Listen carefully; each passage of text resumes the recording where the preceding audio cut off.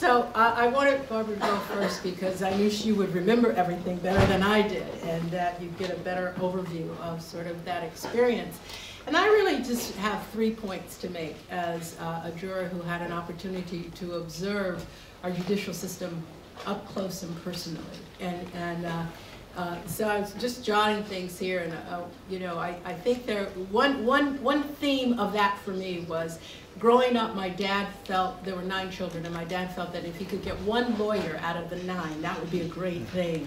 And I had that aspiration. And then I watched, and no, you know, not these were great lawyers. But I realized in watching the judicial system that that was really going to be a dream deferred for me. And there were a number of reasons. And I think I can't move away from the observing the structure of the court system as a person of color and as a woman and as a person who had a disadvantaged background. And so it is not surprising that defendants who find themselves in any one of those categories are more likely to be convicted than not. It is a system, as I observe the court, that is foreign to our, you know, being in lots of ways. So I remember watching women struggle on the stand to tell their story, because it isn't about telling your story. It's about some interesting search for the truth that is somehow disconnected from our lives and our stories.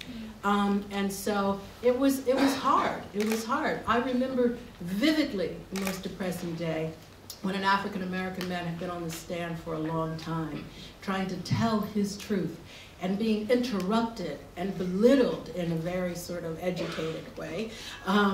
It was just hard. It was just hard to think that this was the search for truth and justice in a situation where it was clear to me that without hearing those stories, we would never really know truth.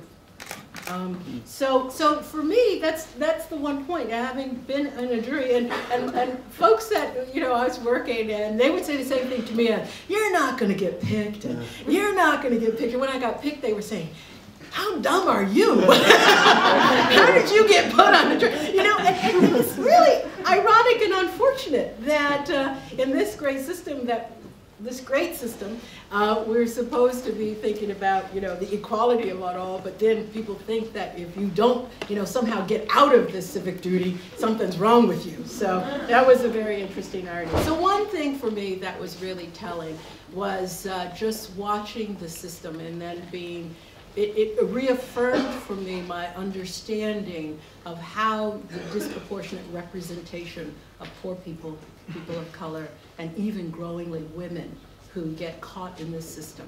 And so that was one thing. The other thing I would say, we were a great jury, but I have to tell you, it is hard, and as hard as you try, you bring yourself into that jury room. And so you bring your biases, you bring your preconceptions, and so part of our struggle was really figuring out how, and you know, a juror would say, well, you know, we'd be saying, did they prove their case? Did they prove their case? You know, did the government prove their case? And we would have a juror say, in some regularity, and I think we prevailed, well, if they're here, doesn't it mean they did something? If they, you know, would the government do this if they didn't do something? So part of our work as a jury, and part of why it took so dang long, I had a 2-year-old son. I was, you know, I wanted to be, you know, diligent and everything, but I wanted to get home. You know, so part of our work together was to come to an understanding together of what we were really being asked to do. We were not being asked to judge any past acts. We were not being asked to judge, you know, their personality or what they were, although we did. You know, we had no idea of the Brooklyn. Brooklyn thing. You know, we were not being asked, but there was a lot of allusion to past acts, you'd have to say, by the prosecution. You know, that was very clear. So that part, that was another learning, that we just kind of carry ourselves with us, and sometimes it is incumbent upon us, particularly when you're in the jury, to figure out navigate through all of that so you can really see. We also didn't know what seditious conspiracy was, and they explained that, and we often had them re-explain it. Now, really, part of the notes. I think my greatest victory was to get the judge to call me the foreperson and not the forelady.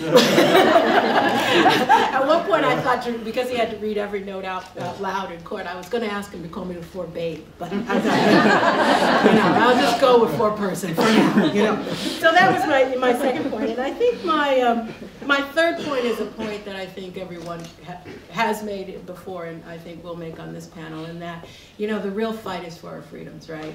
The real fight is for looking things squarely and looking at things squarely and figuring out how we preserve our freedom, and not just our individual freedom, but our collective freedom. And so to be part of a jury that had an opportunity to say very publicly that it isn't okay to bring defendants, not prove your case, and really interrupt many families' lives. It really isn't okay to do that.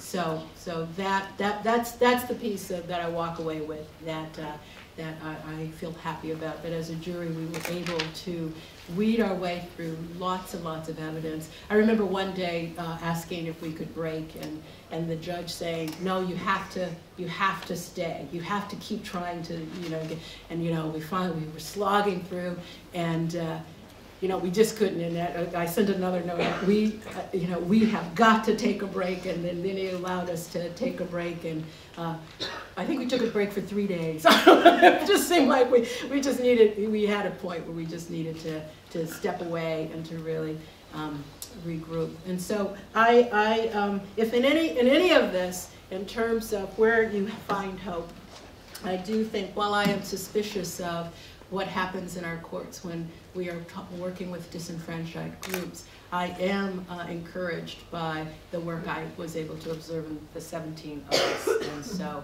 I will always carry that as a great experience. Even though it took me off that lawyer path, it put me on some other paths that have I think proven to be rewarding. So, thank you.